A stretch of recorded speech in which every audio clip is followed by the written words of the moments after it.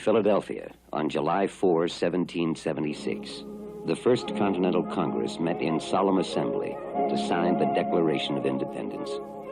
In New York City, Elizabeth Bayley, then a child of 2, was unaware of the important events being enacted all around her, and little dreamed of the role she was to play in her lifetime and the far-reaching results of that work.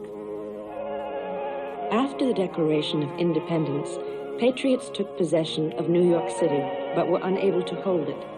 When General William Howe laid siege to New York and captured it, the patriots set fire to the city in an attempt to deprive the British of their prize. Old Trinity Church on Broadway, where Elizabeth Bayley had been baptized, was one of 500 buildings destroyed.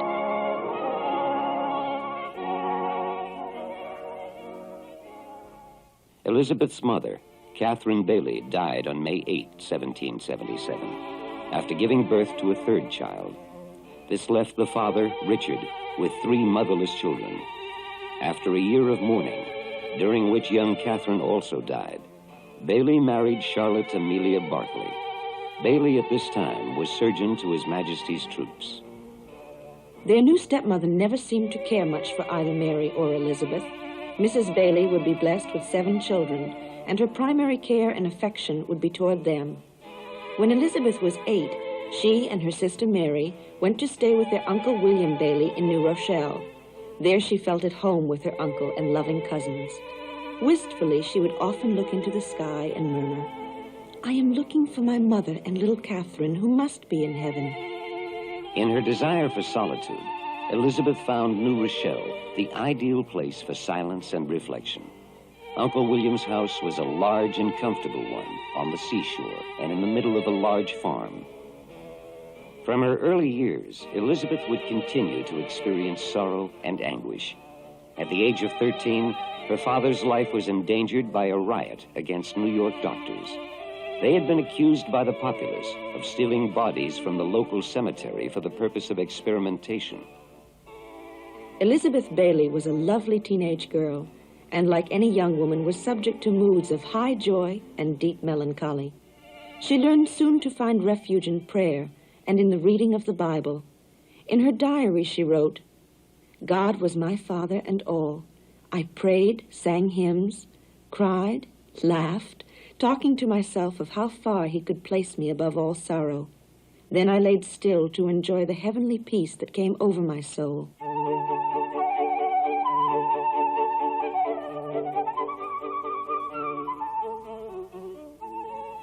One evening in 1792, at a society ball, she met a handsome young man, William Seton. She was 16 and he was 22. All of New York's fashionable society was gathering that winter evening in the drawing room of the Delancey home. William was the son of a wealthy New York merchant. He had traveled extensively in Europe and England, but much of his time had been spent at Leghorn, Italy, studying banking and the mercantile business with the Felici brothers, who were associated with the Seton's New York shipping firm.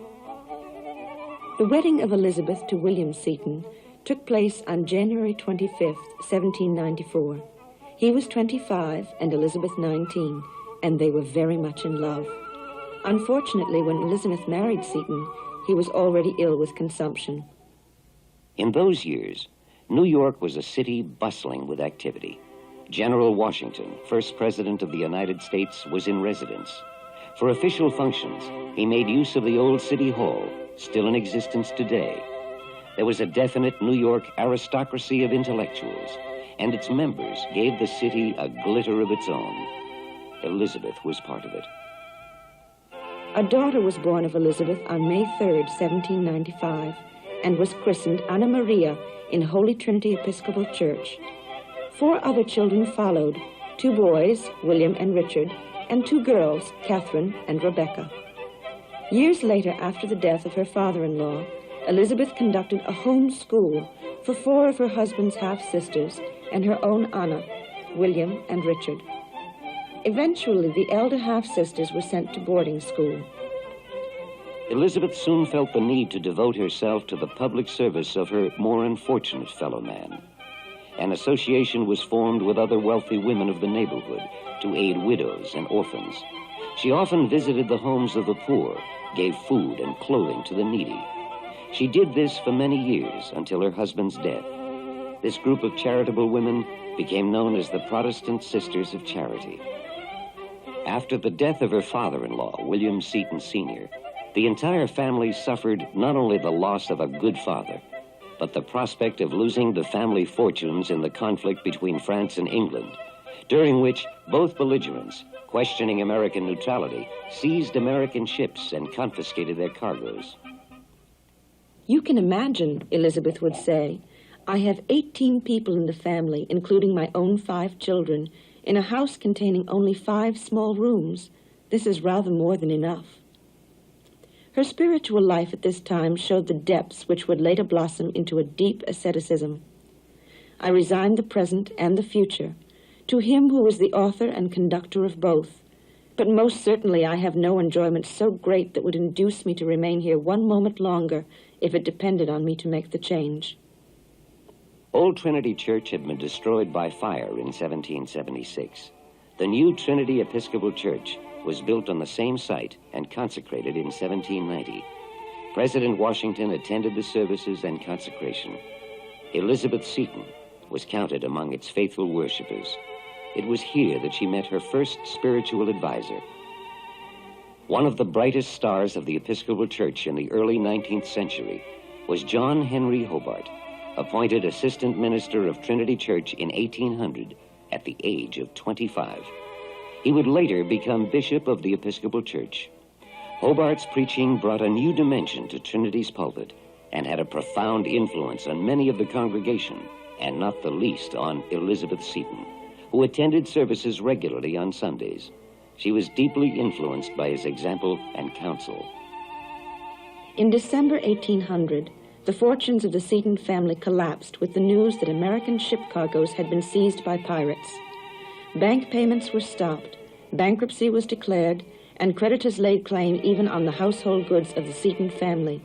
Elizabeth wrote, "It is a cruel event to William, for although it is not from his own imprudence, and no part of the blame is attached to him, you can imagine the distress and perplexity it occasions for all." In mid-December, Mr. Garrett Kittlett, the receiver of bankruptcy, arrived to begin the proceedings of taking an inventory of furniture, books, plates, everything, down to the children's clothing. They had to move to another house on State Street, overlooking Battery Park, a house still in existence today, with a church attached to it, dedicated to St. Elizabeth Seton. Boatloads of immigrants ill with yellow fever and of being confined in the holds of filthy vessels arrive daily in New York. I cannot sleep. The dying and the dead possess my mind. Father goes up early in the morning to procure all possible comforts for the sufferers. One day, Dr. Bayley himself returned home a victim of yellow fever. At 56 years of age, he died on August 17, 1798, having offered his life for his fellow men. Elizabeth tried to aid her husband in his efforts to save something from financial wreckage, but his health soon failed. The doctors advised a warmer climate, and remembering his friends, the Felikis, William Seton, Elizabeth, and their eldest daughter, Anna, set sail for Italy on the Shepherdess in October 1803. The voyage to Leghorn took nearly 7 weeks. The bells calling the Angelus were ringing as the Shepherdess moved into the quiet waters of the harbor on November 18th. The Felikis were there awaiting them. But the passengers could not set foot on shore. Our ship was the first to bring the news of the yellow fever outbreak in New York, and because of our want of a bill of health, our ship must stay offshore, and my poor William, being sick, must go with his baggage to the lazaretto, a house of quarantine. The lazaretto, the remains of which are seen here, was some miles from town. After much consultation with the captain, we were allowed to land, upon which everyone retreated because of fear of the plague. A guard pointed the way with his bayonet where we were to go. We saw the Felikis, but a fence was between us. At length we were shown the door we should enter. Up 20 stone steps, there was a room with high arched ceiling, brick floor, and naked walls. The coldness of the walls and the bricks made us shiver. At sunset, dinner came from the kind Felikis with other necessaries. My William and Anna are sound asleep. I trust that God, who has given poor suffering William strength to go through a day of such exertion, will carry us on. He is our all indeed. December 19 was the day of release. William, too weak to walk, was carried to the Felicki's coach, which was waiting for them. The privations and sufferings he had endured during the cold, rainy season, while virtually a prisoner at the port, had seriously aggravated his tubercular condition. I often asked him when he could not speak, "You feel, my love, that you are going to your Redeemer?" And he motioned yes with a look of peace. Less than a week later in Pisa, at 7:15 on Tuesday morning, December 27th, his soul was released, and mine, from a struggle next to death. The next morning, the entire English and American population of Leghorn came to assist at the burial in the English Protestant cemetery, where the remains of William McGee Seton still repose today. Elizabeth and Anna, accompanied by the Felickis, stood and looked as their father and husband, just 35 years old, was laid to rest unto the earth. Elizabeth and Anna went to the Felicki's home and soon felt at ease. They were among real friends. Filippo's wife was an American, the former Mary Cooper of Boston. Divine Providence was slowly working in the heart of Elizabeth and preparing her for conversion. It was the first time in her life that she had associated closely with Catholics. She was edified to the depths of her sensitive soul by the genuine and beautiful piety which guided this household. There is frequent reference in her writings at this time to her attendance at Mass with Mrs. Felicki, especially at the famous shrine of Our Lady of Montenero, overlooking the city of Leghorn. Elizabeth attended Mass in the monastery church, where the gem-encrusted picture of the Virgin was enshrined above the high altar. One day during Mass, at the sacred moment of the elevation, a young English tourist leaned toward Elizabeth and said in a loud, rude whisper, "This is what they call their real presence." Elizabeth was shocked, but her shock was a grace from God. My very heart trembled with shame and sorrow for his unfeeling interruption of their sacred adoration. Involuntarily, I bent from him to the pavement and thought secretly on the word of St. Paul, "They discern not the Lord's body." At the end of a street, almost next to the Felicki's home, was the Church of St. Catherine. It was, and still is, an odd, octagonal-shaped church, looming like a medieval fortress. It was here that she frequently attended Mass and went on her own to pray and meditate. I do not know how to express the awful effect of being where they tell me God is present in the Blessed Sacrament. How happy we would be if we believed what these dear souls believe, that they possess God in the sacrament, and that he remains in their churches and is carried to them when they are sick. Oh my God, how happy I would be if I could find you in the church as they do. Today, inside St. Catherine's in Leghorn, the visitor can see this commemorative stone with this inscription. In this church, particularly in front of this altar, during the first 3 months of 1804, when she was still an Anglican, Elizabeth Seton heard Mass many times, irresistibly attracted to adore Jesus present in the Eucharistic mystery, and united herself to this sacrifice.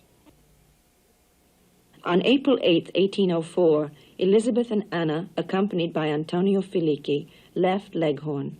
After a voyage of 56 days, they arrived in New York. Elizabeth thanked God upon finding herself reunited with her 4 children and all her friends. On the ship, she expressed her newfound religious fervor in these terms: "My Father and my God, while I am alive, let me please you. While I have my being, let me serve and adore you." When she announced her new religious interest, everyone around her seemed determined to do something to dissuade her. As to be expected, Reverend Hobart of Trinity Church openly opposed Elizabeth's Catholic inclinations. In the hope of restoring her belief in the Episcopal Church, he prevailed upon her to study its teachings more thoroughly under his direction. She consented, but in the very act, she warned him that she was ready to sacrifice even his esteem and friendship if she must pay that price for truth. As soon as her determination to seek Catholic instruction was known, Fierce opposition declared itself on the part of her family and friends. She was surrounded by a bigoted society. Romanism was not tolerated. It was the religion of scrubby, ignorant immigrants, and it was foreign. The humble church of the poor, St. Peter's in Berkeley Street, was ready for her now. On March 14, 1804, Elizabeth made her profession of faith in St. Peter's Church in the presence of Father Matthew O'Brien and her dear friend, Antonio Felici. I come up light at heart and cool of head the first time these many long months, but not without begging our Lord to wrap my heart deep in that opened side so well described in the beautiful crucifixion on the main altar, or lock it up in his little tabernacle where I shall rest forever. Having taken the final step, Elizabeth was not surprised to find herself deserted not only by most of her family, with the exception of her sister Mary Bailey Post and her two sisters-in-law, Harriet and Cecilia Seton, but also by most of her Protestant friends, who soon took away from her the children they had sent to her for schooling. A storm of religious hatred broke about her head when she was accused of being responsible for the conversion of her sister-in-law, Cecilia, then only 16 years old. Mary Bailey Post, Elizabeth Bailey Seton's full sister, never deserted the latter and her children, repeatedly coming to the rescue during these difficult years. Mary and her family often made the long, difficult journey to Emmitsburg to see for themselves just how Elizabeth and her family were. The wave of anti-Catholic feeling generated by Cecilia's conversion and Elizabeth's part in it ultimately contributed to a riot on the steps of St. Peter's on Christmas Eve, 1806. A mob of men gathered in front of the church to heckle the worshippers. A wild fight followed in which a councilman was killed and several people wounded. William and Richard Seton had been placed at Georgetown College by the Felicis and Bishop John Carroll. It was no longer possible nor prudent for Elizabeth to remain in New York City. Providentially, in August 1807, Elizabeth met Father Dubourg, then the president of St. Mary's College, Baltimore. Visiting New York and during the celebration of Mass in St. Peter's Church while distributing Holy Communion, Father Dubourg's attention was attracted to a woman at the altar rail. Her face was wet with tears, and her attitude of prayer struck him as extraordinary. After a lengthy conversation, he suggested that she should go to Baltimore and open a school for girls. Elizabeth sought first the advice of Bishop Carroll, with whom she had already corresponded and received encouragement during the period of her conversion. He persuaded her to come to Baltimore. In June 1808, she left with her 3 daughters. They settled in a small house on Paca Street.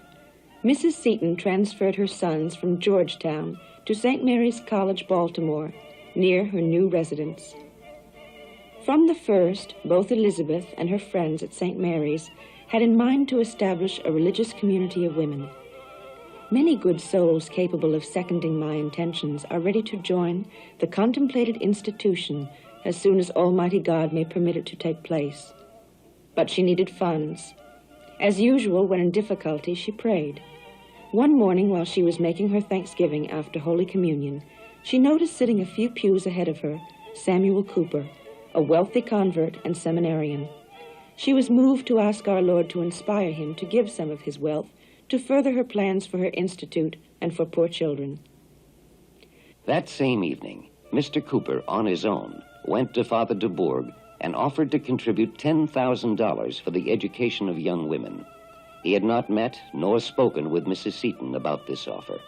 Additional financial aid came the year after from the Felicis, so plans for a permanent establishment were made in early 1809. Shortly after, 4 young ladies applied to work for Elizabeth. When it became apparent that her spiritual family was destined to increase, Bishop Carroll saw fit to confer on Elizabeth Seton the charge of this new religious community and accept her vows to poverty, chastity, and obedience.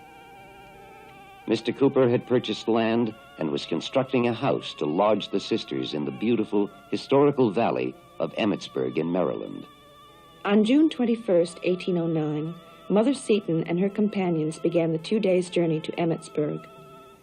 We were obliged to walk the horses all the way, and have walked ourselves. The dogs and pigs came out to meet us, and the geese stretched their necks in mute demand to know if we were any of their sort, to which we gave assent. The stone house on the Fleming farm, Emmitsburg, is pre-revolutionary.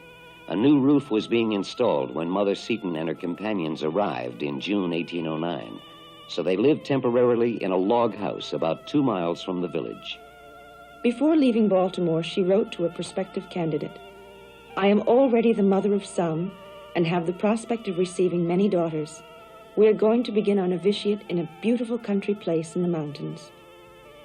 Mother Seton and her little band of pioneer sisters took possession of this dwelling, which has become famous in the history of the United States as the cradle of the community of the Sisters of Charity of America.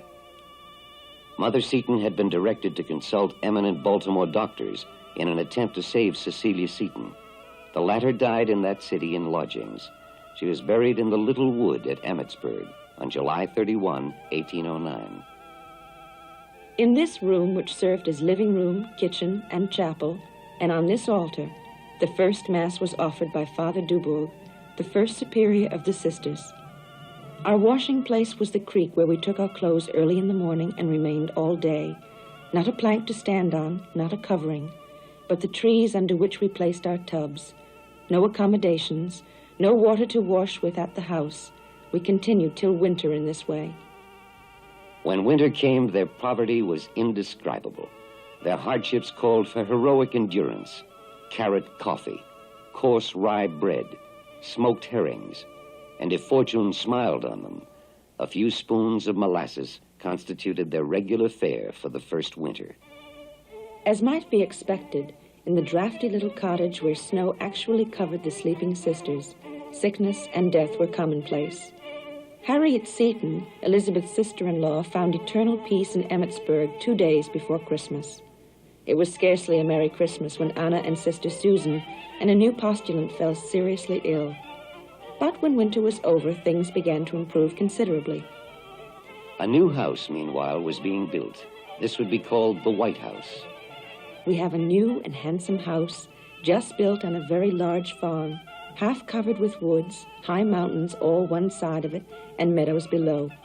Our chapel joins the house, and the parish pastor comes every morning at 6 to say Mass. The sisters opened their first school on February 22, 1810. It was the feast of St. Peter, first father of the church, and the birthday of Washington, first father of the country. On March 14, she admitted the first 5 boarders. At the end of the year, her register showed 30 paying boarders and 40 poor children. The poor came first, then the well-to-do. It was in this room that the American parochial school system was born. The first 40 neighborhood children were the first tiny seed. They were, therefore, the first pupils of a parish school in America, forming the primary cell of the Catholic school system of today. Archbishop Carroll had indeed been prophetic when he told Elizabeth that the ultimate success of the sisterhood would depend upon her own success in self-sacrifice. Soon the first 3 candidates arrived, and during the year 1812, the number of applicants in the community increased to 10. Mother Seton's 16-year-old daughter, Anna, had joined them the preceding autumn, but after contracting a severe cold, she died on January 30th, 1812, having pronounced the religious vows of the Sisters of Charity on her deathbed. Soon other Catholic groups began to look at this new religious society for the solution of their pressing social and educational problems. The first request for expansion was from Philadelphia. Mother Seton was asked to take over the administration of an orphan asylum. It was the beginning of the great planting of the seed which would reap a vast harvest. In July of 1818, the sisters at Emmitsburg elect Mother Seton to the office of Superior for the 3rd time. Speaking to one of the sisters, Elizabeth called her reappointment on election of the dead. Death has been some time past grinning at me and threatening his visit. I feel I am going, so softly, so imperceptibly toward the dear eternity. During the next 2 years, a slow, continual fever gradually consumed all her strength. As the end approached, Mother Seton was more tranquil than any of those who were at her bedside. In the last months on earth, Elizabeth appears to have reaped a rich reward for the generosity with which she had responded to the numerous trials of her life. Her soul was closely united in an almost tangible union with God. A few hours before her passing, she uttered her spiritual bequest to the grief-stricken community gathered around her bed. Love one another as sisters of charity. Be children of the church. Here, near this door, by this fireplace, on a poor couch, died our cherished and saintly Mother Seton on the 4th of January, 1821. She died in poverty, but rich in faith and good work. May we, her children, walk in her footsteps and share one day in her happiness. Amen. When Mother Seton died, her body was buried in the little cemetery next to Harriet and Cecilia and her oldest daughter, Anna. She remained there until the completion of the mortuary chapel in 1846. Her remains were placed in a vault beneath the floor where they rested until exhumation in 1962 in view of her beatification. In 1963, the relics of Mother Seton were enshrined temporarily above the main altar in the former Provincial House Chapel. On January 4th, 1968, Lawrence Cardinal Sheehan of Baltimore presided at the solemn translation of the relics to the newly erected St. Joseph's Provincial House Chapel.